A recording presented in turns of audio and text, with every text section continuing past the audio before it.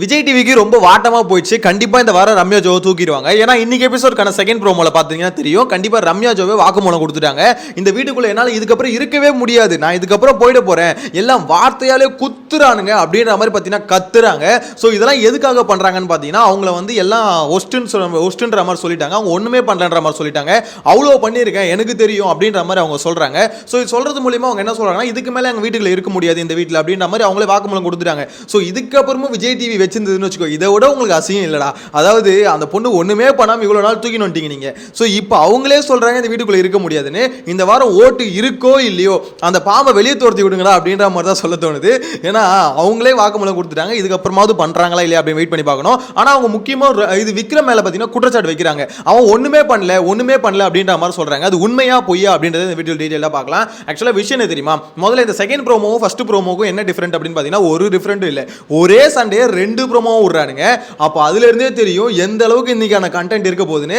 ஆக்சுவலா நம்ம என்ன பண்ணுவோம், மண்டே வந்து எபிசோட் பார்த்துட்டு என்ன சொன்னோம், இன்னைக்கு அந்த அளவுக்கு கண்டென்ட்டே இல்லை அப்படின்ற மாதிரி சொல்லியிருந்தோம். டியூஸ்டே என்ன சொன்னோம், அதுக்கு மண்டே எபிசோடே பரவாயில்ல அப்படின்ற மாதிரி சொல்லியிருந்தோமா. இப்போ இன்னைக்கு எபிசோட பார்த்துட்டு என்ன சொன்னோம், டியூஸ்டே எபிசோடே பரவாயில்லப்பா அப்படின்ற மாதிரி கண்டிப்பா சொல்ல வச்சிருவானுங்க. ஏன்னா நாளுக்கு நாள் இம்ப்ரூவ் ஆகிட்டே இருக்கானுங்க. எதுக்கு, ஒஸ்டான ஒரு எபிசோட கொடுக்கறதுக்கு செம்மையா பண்றானுங்க. செம்மையா எனக்கு எப்படி இது சேனலும் இந்த பிக் பாஸ் டீமும் எப்படி இதெல்லாம் உட்காந்து பார்க்கறானுங்க. அதாவது மக்கள் இவ்வளோ பேர் திட்டுறாங்களே, கழிவு ஊத்துறாங்களே. ஸோ இந்த எபிசோட பார்த்ததுக்கு அப்புறம் எல்லாருமே பார்த்தீங்கன்னா அவங்க கோவத்தை ஆதங்கத்தை எல்லாம் கொட்டுறாங்களே. இதை வந்து நம்ம இந்த மாதிரி திருப்பி அதையே பண்ணிட்டு இருக்கோம்னு அவங்களுக்கே கொஞ்சம் அது சொல்லுவாங்கல்ல, சூடு சொரணை இதெல்லாம் இருக்காடா அப்படின்ற மாதிரி தான் கேட்க தோணுது. உண்மையிலேயே சொல்றேன், ரொம்ப அதாவது பிக் பாஸோட தீவிரமான ஃபாலோவர்ஸ் இருப்பாங்களே அவங்களே பார்த்தீங்கன்னா வெறுத்து போயிட்டாங்க. எத்தனையோ பேர் எனக்கு இன்ஸ்டாகிராமில் டெக்ஸ்ட் பண்றாங்க.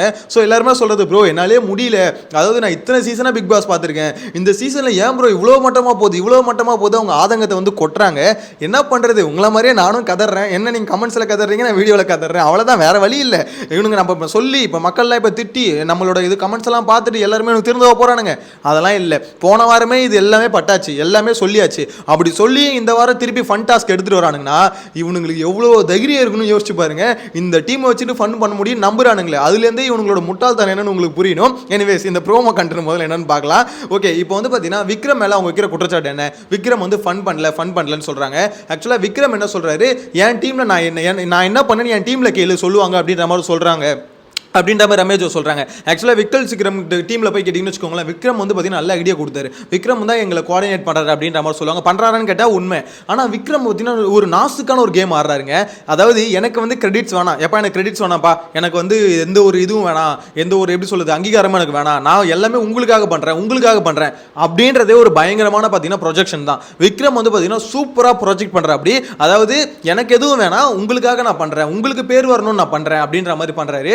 ஏன் இவங்களுக்கு பேர் வாங்கி கொடுக்க தான் பிக் பாஸ் வீட்டுக்குள்ள நீ வந்தியா, அதுக்கு தான் நீ வந்தியா, ஏன் இப்படி நடிக்கிற. இதுவே சபரி பண்ணியிருந்தாருன்னு வச்சுக்கோங்களேன், நம்ம என்ன சொல்லியிருப்போம், டே சபரி நடிக்காதரா அப்படின்ற மாதிரி சொல்லியிருப்போம். ஆனால் விக்கல் சீக்கிரம் பண்ணும்போது பார்த்தீங்கன்னா நிறைய பேர் அதை சப்போர்ட் பண்ணுறதை பார்க்க முடியுது. ஏன்டா சபரி பண்ணா ஒரு நியாயம், விக்கல்ஸ் பண்ண ஒரு நியாயமா, அவனுக்கோசம் இங்கே கேம் விளாடணும், அதுக்கு தானே வந்திருக்கானுங்க. அது வந்து உங்களுக்கு பேர் வரணும் தான் நான் பண்ணேன். இதே ஹோட்டல் டாஸ்க்லேயே விக்கல் சீக்கிரம் பண்ணாரு, உங்களுக்கெல்லாம் நல்ல பேர் வரணும், உங்களுக்கெல்லாம் கிரெடிட்ஸ் வரணும் தான் நான் பண்ணேன், எனக்கா அந்த ஸ்டார் வேணும். அப்போ நேற்று எல்லாம் பார்த்தீங்கன்னா விக்கல் சீக்கிரம் நல்லா பண்ணுறாரு அப்படின்ற மாதிரி சொல்லும் போது அப்பயே முன்னாடி போய் நின்னீங்க, ஐயோ நான் ஒண்ணுமே பண்ணலங்க, நான் நல்லா பண்ணல, டீம் தாங்க பண்ணாங்க அப்படின்னு நம்ம சொல்லிட்டு போயிடலாம்ல. ஏன், அதாவது அந்த மாதிரி சொல்லி ஒரு ப்ரொஜெக்ஷன் கேம் ஆடி அவர் தான் அங்க வந்து எல்லாம் கரெக்டா பண்றாரு அப்படின்ற ஒரு பிம்பத்தை வந்து கிரியேட் பண்ணிட்டாரு. அது வீட்டுக்குள்ள இருக்க முட்டா பேசுங்களும் நம்பிட்டு இருக்கு அப்படின்ற மாதிரி தான் சொல்ல தோணுது. விக்கல்ஸ் கிட்ட பொறுப்பா சில விஷயத்தை பண்றாரான்னு கேட்டீங்கன்னா நான் இல்லைன்னு சொல்ல மாட்டேன், அவர் உண்மையிலே பண்றாரு, அதெல்லாம் ஓகே. ஆனா இந்த ப்ரொஜெக்ஷன் கேம் சூப்பரா ஆடுறாரு. ஆக்சுவலா எனக்கு எதுவும் வேணாம், உங்களுக்காக நான் பண்றேன், அதாவது எல்லாத்தையும் நான் விட்டு கொடுக்க, எல்லாத்தையும் திறக்கிறேன், என்கிட்ட இருக்க எல்லாத்தையும் திறக்கிறேன், உங்களுக்காக தான் அப்படின்றது கேட்கும்போது எனக்கே இரிட்டேட் ஆகுதுங்க. ஸோ அந்த மாதிரி தான் ஒரு விஷயத்தை பண்ணுறான்னு வச்சுக்கோங்க. விக்கல் சீக்கிரம் ஃபன் பண்ணாராங்க. நேற்று வந்து ஃபன் ஒர்க் அவுட் ஆகல.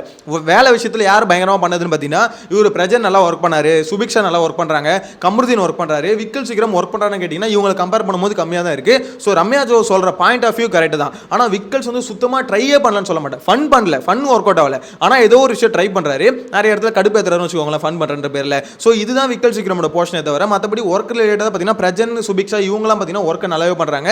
அந்த என்டர்டைன்மெண்ட் வயசுல சுபிக்ஷாவும் அவங்களால முடிஞ்ச அந்த பீட் பாக்ஸிங் அதை வந்து கொஞ்சம் ட்ரை பண்ணிட்டு இருக்காங்க. தயவு செஞ்சு இதுக்கப்புறம் ஒரு பேன் பண்ணணும். இதுக்கப்புறம் வாயில எவனும் வாத்தியம் வாசிச்சிங்க வாயை வெட்டுருவேண்டா அப்படின்ற மாதிரி.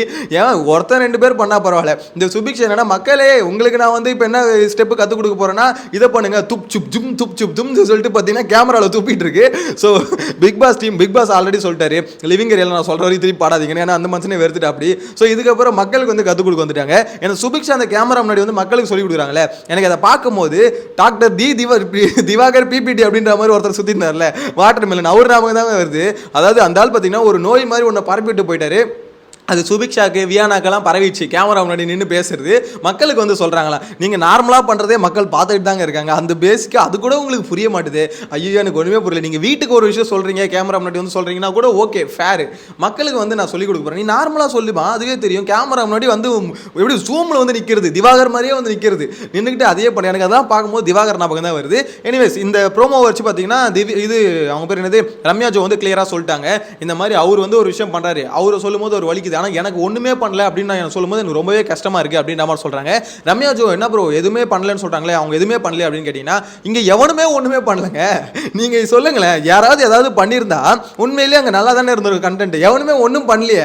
இதில் அவங்க பர்டிகுலராக வந்து இவங்க பண்ணல அவங்க பண்ணல எப்படி சொல்லுவீங்க, எவனுமே எதுவுமே பண்ணல. ஸோ மொத்த பேருக்கும் பார்த்தீங்கன்னா பாயிண்ட் கிடையாது, எல்லாம் வீட்டுக்கு போங்கடா அப்படின்ற மாதிரி தான் சொல்லணும். இன்னொரு முக்கியமான விஷயம் அவங்க சொல்கிறாங்க பாருங்க, வார்த்தையாலே குத்துறாங்க அப்படின்னும் போது டக்குன்னு ஃப்ரேம் பார்த்தீங்கன்னா இது பார்வதியை காமிக்குது. என்னடா இது, காலையில் தான்டா 2 பேரும் உட்காந்து பேசிட்டு இருந்தீங்க, பார்வதிக்கு ரம்யா வந்து அட்வைஸ்லாம் பண்ணியமா, ஸோ இப்போ என்ன பார்வதி திருப்பி உன்னை தாக்கிடுச்சா, ஏதோ ஒரு ரீசன் சொல்லி இவங்க வந்து ஒழுங்காக பண்ணலன்னு சொல்லியிருக்காங்க போல. இந்த மாதிரி காரணம் சொல்கிறாங்களா, என்னால் தாங்கவே முடியல, ஐயோ அப்படின்ற மாதிரி கத்துற மாதிரி தான் ரம்யா பண்ணுறத சொல்ல முடியுது. ஆக்சுவலாக இந்த இடத்துல பார்வதி ஃப்ரேமை காமிக்கும் போது ஏதோ ஒன்று சொல்லியிருக்காங்கன்றது கிளியராக தெரியுது. அதாவது பார்வதி வாங்குறதெல்லாம் வாங்கிட்டு திருப்பி வந்து கொத்திட்டாங்களோ. அதாவது ரம்யா நீ வந்து பார்த்தீங்கன்னா சைலண்டாக வீட்டுக்குள்ளே சுற்றுற பாம்பு, பார்வதி வந்து விஷ பாம்பு. முதல்ல உனக்கு புரிஞ்சுக்காது, உன்னை விட அங்கே வந்து பவர் அதிகம், நீ வந்து மலைப்பாம்பு தான், அது விஷப்பாம்பு பார்த்துக்கமா. ஆக்சுவலாக ஏதோ பார்வதி சொல்லியிருக்காங்க, அதில் ரொம்ப ஹர்ட் ஆகி ரொம்ப அழுதுட்டு இருக்காங்கன்னு வச்சுக்கோங்களேன். எல்லாம் சமாதானப்படுத்திருக்காங்க. யார் அரோரா கமருதீன் எல்லாம் சமாதானப்படுத்துறாங்க. அப்போ அவங்க கேட்குற கேள்வி நியாயமான கேள்வி தான். இவங்க எல்லாம் என்ன ஒழுங்காக பண்ணிட்டாங்களா, என்ன வந்து இந்த மாதிரி குறை சொல்கிறாங்க அப்படின்ற மாதிரி. ரம்யாவை பொறுத்த வரைக்கும் அவங்கள ஒரு குறை சொன்னால் ரம்யாவால் தாங்கவே முடியாது. இந்த வீட்டுக்குள்ளே இருக்க முக்கால்வாசி பேர் பிரச்சனை என்ன தெரியுமா, இவன் ஒரு குறை சொல்லிட்டான்னு வச்சுக்கோங்களேன், ஆமாம் குறை சொல்லிட்டேன், சரி ஓகே நான் இல்லைடா நான் அப்படி பண்ணல, நான் கரெக்டாக தான் விளையாடினேன் அப்படின்ற மாதிரி சொல்லிட்டு போயிடலாம். ஆனால் அதை வந்து பார்த்தீங்கன்னா அக்செப்ட் பண்ண மாட்டாங்க. ஓகே அது இருந்தால் ஒன்று அக்செப்ட் பண்ணிக்கோ, இல்லைனா தட்டி விட்டு போயிடணும். ஆனால் அதை வந்து பார்த்தீங்கன்னா அதை ஒரு கண்டென்ட்டாக மாற்றணும்னு சொல்லிட்டு பார்த்தீங்கன்னா என் மேலே எதுவுமே யாரும் சொல்லக்கூடாது அப்படின்னா. பிக் பாஸ் வீடியோ என்ன தெரியுமா, அடுத்தவங்க மேலே குறை சொல்கிறதா. அந்த வீட்டுக்குள்ளே இருக்க போட்டியாளர்கள் வேலை என்னது, எல்லாம் பாக்ஸிங்கில் அடிச்சுக்கிட்டு நான் பெரிய ஆளா நீ பெரிய ஆளா, அந்த பேப்பர் ரவுடி பிரஜன் மாதிரி பண்ண சொல்கிறீங்களா, அப்படிலாம் பண்ண முடியாது. இங்கே வந்து பார்த்தீங்கன்னா அவங்க மேலே இருக்க கருத்துக்களை வைக்க தான் வேணும். அதாவது இப்போ என்ன என் மேலே ஒருத்தன் குறை சொல்கிறான்னா குறை சொல்லுவான், நான் இன்னொருத்த மேலே குறை சொல்லுவேன். அதுதான் அந்த வீடு அதை தான் பண்ண சொல்லுது. எவன் தப்பு பண்ணுறான்னா அது எல்லாத்தையும் சொல்லுது. அந்த தப்பு கரெக்டாக இருந்தால் ஏற்றுக்கோ, இல்லாத பட்சத்தில் வீக்கெண்டில் விஜய் சேதுபதி கேட்கலையா எந்திரிச்சு கேள்வி கேளு, விஜய் சேதுபதி சார் என்ன சார் ஃபேவரட்டிசம் பண்ணுறீங்களா, கேள்வி கேளுங்க அப்படின்ற மாதிரி கேள்வி கேளு, கட் பண்ணி தூக்கி போட்டால் பரவாயில்ல.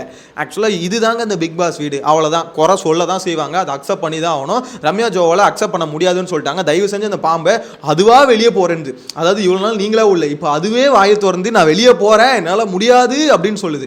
ஸோ இதுக்கப்புறமும் அந்த பாம்பை அந்த வீட்டுக்குள்ளே அடைச்சி வச்சிங்க, அது மிகப்பெரிய குற்றமாயிடும். பிக் பாஸ் டீம் ஏதாவது பண்ணி தயவு செஞ்சு இப்பயே பார்த்தீங்கன்னா ஒரு ஓட்டையை போட்டு விட்ருங்க, பூந்து வெளியே வந்துடும். ஏதாவது பார்த்து பண்ணி விடுங்க நயன்மாரே அப்படின்ற மாதிரி சொல்ல தோணுது. ஒரு சைடில் இந்த அமித் கெமி 2 பேரும் ஓட்டிங் வச்சு பார்க்கும்போது நான் போகிறதா நீ போகிறதான்னு போட்டி போட்டுருக்காங்க.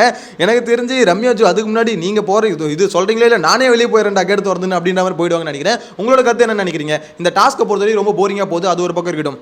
இல்லை விக்கல் சீக்கிரம் பார்த்தீங்கன்னா இந்த மாதிரி ரம்யா ஜோ வந்து குறை சொல்லிட்டார்ல, அதுமாதிரி ரம்யா ஜோ வந்து விக்கல் சீக்கிரம் குறை சொல்கிறாங்களே. ஸோ இதில் வந்து யார் வந்து கம்பேர் பண்ணும்போது ரொம்ப ஒஸ்ட்டாக பர்ஃபார்ம் பண்ணுறாங்க அப்படின்றத லைவாக பார்க்குற உங்களோட கருத்தை கமெண்ட்டில் மென்ஷன் பண்ணுங்கள். நெக்ஸ்ட் வீடியோவில் மீட் பண்ணலாம். Bye bye.